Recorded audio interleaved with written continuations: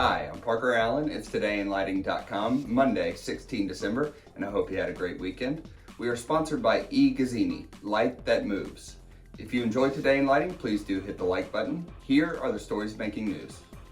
Acuity Brands has released its annual EarthLIGHT report, highlighting many of its 2024 ESG accomplishments.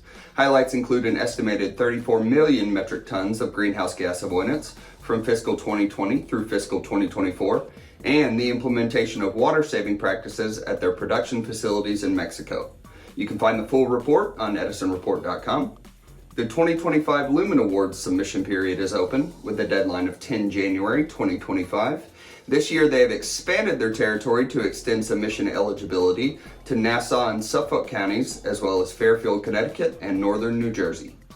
Woodstone Energy and Stones River Electric recently completed a solar-powered lighting project at Marine Corps Air Station Beaufort in South Carolina. The use of solar cells and battery storage saved the airbase an estimated $1.5 million in cost, and importantly for lighting contractors, this type of project could be adapted for locations that are much more commonplace. Visit edisonreport.com to read the full story.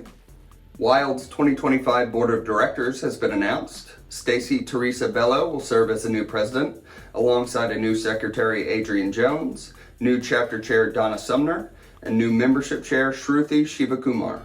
Pure Edge Lighting is seeking a director of sales to grow sales with existing customers and develop new business throughout North America.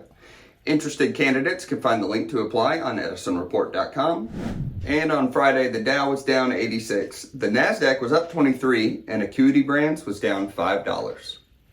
That's it. Go light up the world, have a great day, and pray for peace.